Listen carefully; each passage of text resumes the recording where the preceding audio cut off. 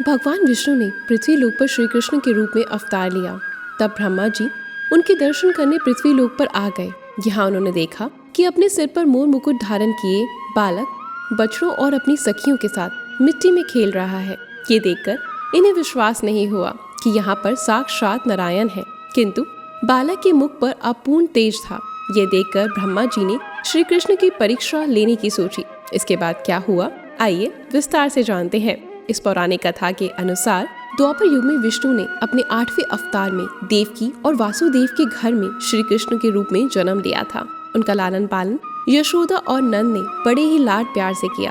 इस अवतार का विस्तृत वर्णन श्रीमद् भागवत पुराण में किया गया है। जब ब्रह्मा जी को ये पता चला कि स्वयं नारायण धरती लोक पर अवतरित हुए हैं, तो उनके मन में दर्शन करने की लालसा जागी।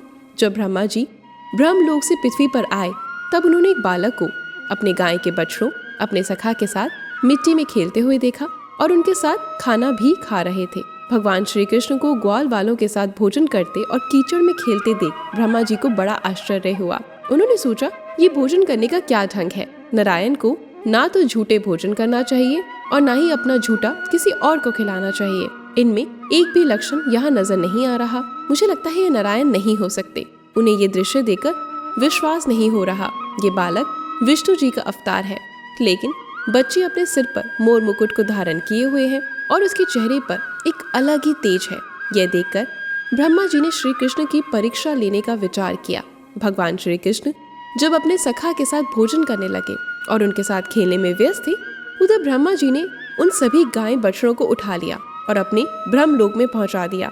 गाय बछड़ों को नहीं देख इनके सखा बोले, हे लल्ला, देखो दूर दूर तक कोई भी गाय बछड़े दिखाई नहीं दे रहे। लगता है सभी के सभी खो गए हैं। चलो उन्हें ढूंढते हैं। अब श्री कृष्ण बोले, तुम लोग यहीं रुको, मैं उन्हें स्वयं ढूंढ के लेकर आता हूँ। अब भगवान गायों और बछड़ों की खोज में जंगल की ओर निकल गए और दूर तक देखने पर भी उन्हें कुछ दिखाई नहीं दिया। पूरे जंगल की खोज की, एक भी गाय का बछड़ा उन्हें दिखाई नहीं दिया। उन्हें बड़ा ही आश्चर्य हुआ कि ये सब कैसे हो सकता है। अचानक से हजारों गाय बछड़े कहाँ गायब हो सकते हैं। इधर जब थक हार कर श्री कृष्ण वापस अपने ग्वाल वालों के पास आए, तो उन्हें वहां पर भी ना पाकर आश्चर्यचकित हुए कि ये कैसे हो सकता है। भगवान श्री कृष्ण को लग रहा था कि जरूरी कुछ अनहोनी हुई है। फिर प्रभु अपने ध्यान मुद्रा में गए और वहां देखकर वो सब कुछ समझ गए कि ये चमत्कार ब्रह्मा जी का है, जो हमारी परीक्षा ले रहे हैं। श्री कृष्ण ने भी उन्हें परीक्षा देने का मन बना लिया। भगवान श्री कृष्ण ने भी अपनी माया से बिल्कुल वैसे ही उतनी ही संख्या में गायों और बछड़ों के साथ साथ ग्वाल वालों को भी बना लिया। रचना में कोई भी अंतर नहीं था। भगवान ने केवल शरीर ही नहीं बनाया, बल्कि वैसे ही कपड़े भी बना दिए। किसी प्रकार का कोई अंतर नहीं था।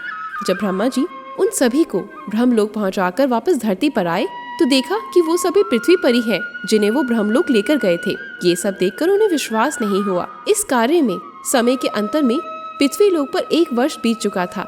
जब ब्रह्मा जी ने ध्यान किया, तब उन्हें महसूस हुआ कि उठाए गए बच्चे और गाय बछड़े लोक में ही है। ब्रह्मा जी देखकर बहुत हैरान हो गए और सोचने लगे कि ऐसा कैसे हो सकता है। लेकिन श्री कृष्ण की लीला समझ में आ गई और उन्होंने हाथ जोड़कर उनसे क्षमा मांगी। अब ब्रह्मा जी ने अपनी आंखें बंद कर नारायण जी का ध्यान करना शुरू करा और उनसे आग्रह किया कि हे प्रभु, आप मुझे सत्य बताने का कष्ट करें। साथ ही प्रार्थना करी कि मुझे अपने वास्तविक रूप में दर्शन दे। जिसके बाद भगवान श्री कृष्ण अपने विराट रूप में उनके सामने प्रकट हो गए और इस संसार के सभी ब्रह्मा भगवान श्री कृष्ण का विराट रूप देखने के लिए इकट्ठा हो गए। वहाँ हजारों की संख्या में ब्रह्मा आए। उस ब्रह्मा में किसी के 3 सिर, किसी के 4 सिर, किसी के 5 सिर और किसी के 100 सिर थे। ब्रह्मा जी अपने अलावा वहाँ हजारों की संख्या में ब्रह्मा को देखकर उन्होंने भगवान श्री कृष्ण के उस विराट रूप से पूछा कि हे प्रभु, आप मुझे ये बताने का कष्ट करें कि ये आपकी कैसी लीला है।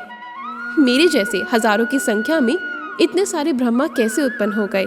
इस पर भगवान श्री कृष्ण ने कहा, ब्रह्मा जी, इस संसार में आप अकेले ब्रह्मा नहीं है, बल्कि इस लोक में जितने ब्रह्मांड है उतनी ही संख्या में ब्रह्मा है।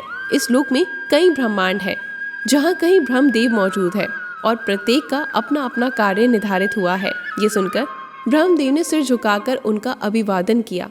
ब्रह्मांड में ये पौराणिक कथा उस समय की है जब द्वापर युग में भगवान विष्णु ने दुष्टों का संहार और पृथ्वी लोक में धर्म स्थापना करने के लिए कृष्ण के रूप में अवतार लिया था। ये कहानी भगवान श्री कृष्ण के बाल जीवन से जुड़ी है। एक बार भगवान श्री कृष्ण घर के बाहर आंगन में खेल रहे थे और इसी क्रम में मिट्टी भी खा रहे थे।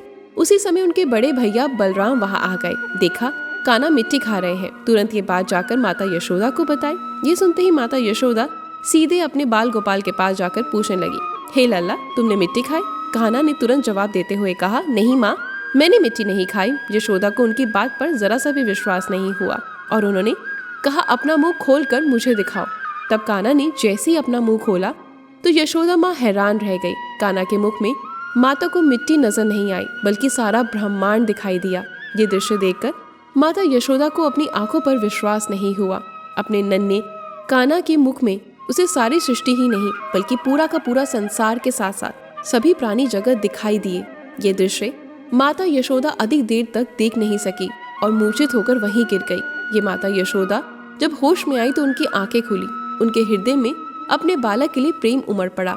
उन्होंने श्री कृष्ण को गले लगा लिया और उनकी आंखों से आंसू की धारा निकलने लगी। अब माता यशोदा को ये विश्वास हो गया था कि कान्हा कोई साधारण बालक नहीं, बल्कि वे स्वयं सृष्टि के स्वामी और ईश्वर के अवतार हैं। आज की इस वीडियो में बस इतना ही। उम्मीद करती हूँ हमारी वीडियो के जरिए आपको आपके कई सवालों के जवाब मिल गए होंगे। अगर आपको ये वीडियो पसंद आई तो लाइक और शेयर जरूर करें और हाँ, चैनल को सब्सक्राइब जरूर करिएगा। अपना जवाब जरूर लिखिएगा कि आपको हमारी ये कहानियाँ कैसी लगती हैं। धन्यवाद।